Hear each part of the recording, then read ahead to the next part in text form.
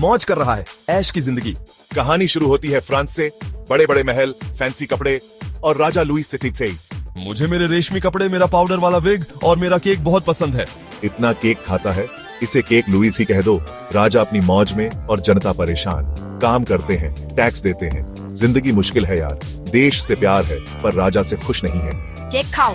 रानी मरी एंटोनेट, वो भी मौज में। उसे फैशन पसंद, पार्टीज पसंद और केक खाओ कहना पसंद। पर उसने सच में कहा था क्या? कौन जाने। हमें पता है कि लोग नाखुश थे। उन्हें रोटी, कपड़ा और मकान चाहिए था, केक नहीं।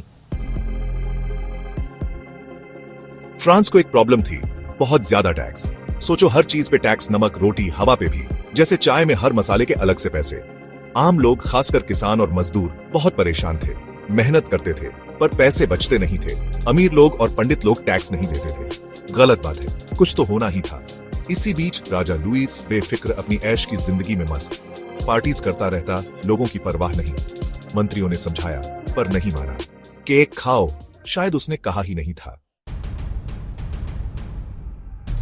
इसी बीच एक नया ग्रुप आया, मिडिल क्लास, पढ़े लिखे, नए विचारों वाले और अपनी चाय पे चर्चा करते रहते। वोल्टेयर और रूसो जैसे फिलोसोफर उनके हीरो थे। वो आजादी, बराबरी और भाईचारे की बात करते थे। हमें लगा कि अब बदलाव होना चाहिए। हम चाहते थे कि देश कैसे चले, इसमें हमारी भी सुनी जाए। हमें ऐसी सरकार चाहिए थी जो सबकी हो, सिर्फ अमीरों की नहीं। क्रांति की चिंगारी धीरे धीरे भड़कने लगी। राजा बेखबर, अपनी मौज में। उसे पता नहीं था कि क्या होने वाला है। उसकी ये बेफिक्री उसे बहुत महंगी पड़ेगी। भाग 4, टेनिस कोर्ट की कसम। खेल नहीं, ड्रामा है। अब बहुत हो गया था। आम लोग तंग आकर अपनी नेशनल असेंबली बनाई, पर राजा लुईस ने अपनी चालाकी से उनका मीटिंग हॉल बंद कर दिया। हार न मानकर असेंबली ने नई जगह ढूंढी, एक टेनिस कोर्ट। वहां उन्होंने कसम खाई, जब तक फ्रांस का संविधान नहीं बनता, हम यहां से नहीं हिलेंगे। टेनिस कोर्ट ओथ, फ्रांस के इतिहास का एक बड़ा मोड़ यहीं से शुरू हुआ। यह सुनकर राजा को केक भी हजम नहीं हुआ।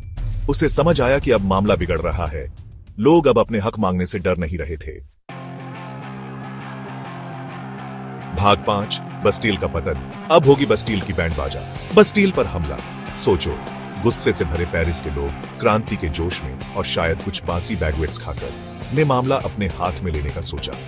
उनका निशाना बस्टील, राजा की ताकत का प्रतीक और एक बहुत बड़ी जेल। लोगों ने बस्टील पर धावा बोल दिया, कैदियों को आजाद कराया, ज्यादातर कर्जदार और कुछ पागल लोग। बास्टील, जो कभी राजा की ताकत दिखाता था, गिर गया।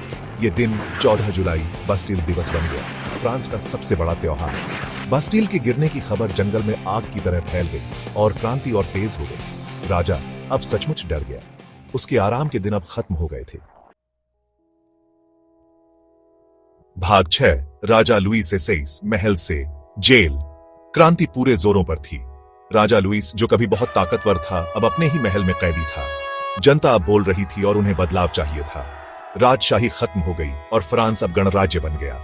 आलीशान घर में नजरबंद राजा लुई का पतन बहुत ही दुखद था। उस पर देशद्रोह का मुकदमा चला और उसे दोषी पाया गया। उसकी सजा मौत।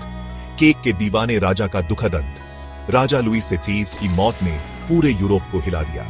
ये एक युग के अंत और नए युग की शुरुआत थी। वर्साये के महल से मौत तक क्या जिंदगी थी।